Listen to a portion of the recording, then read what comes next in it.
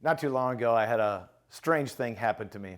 I was at a bookstore, and while I was just looking for some material to read, I had a lady come up to me and ask me if I could help her pick out a new translation of the Bible for her to read.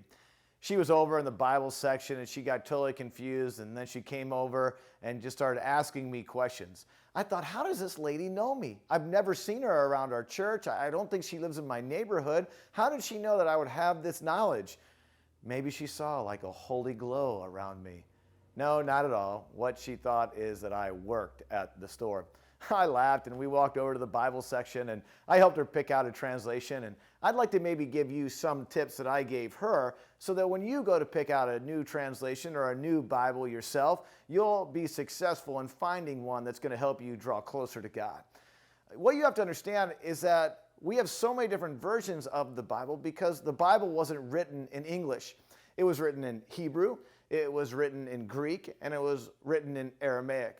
In order to get those into English, we have to translate them. And in order to translate them, we have to do some work and make some choices about whether we want it to be more word for word, more literal, or more thought for thought, something that is more of a paraphrase. And so if we use that as our spectrum with paraphrase on one side and literal on the other, that could help us determine which would be the best translation for you. On the more paraphrase side, you're going to find things like the New Living Translation. You're going to find versions like the Message that Eugene Peterson wrote. And what those translators did is they sat down with the original language. They figured out what was trying to be conveyed, and then they translated those thoughts into English. On the other side, with the New American Standard Bible and Bibles like that, the translators got together and they tried their hardest to make it more word for word or more literal in their translation. The paraphrase ones are, of course, easier to read. The more literal ones are a little bit more difficult. And thankfully, right in the middle, we have what is called the New International Version. It's the one that I read when I spend time with God. It's the one that I preach from.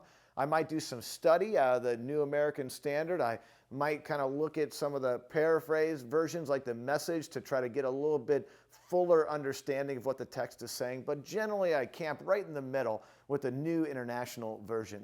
So if you're looking for a Bible, the first thing you have to determine is, do you want something that's more like a paraphrase, or do you want something a little more literal? If you just want something that's easy to read, then I would suggest you go for the New International Version, the NIV. This is the most popular Bible around the world. It's been printed millions of times, and this is a great one for you to try. You can find it at any bookstore. Of course, you can find it online. It's just a great, easy read.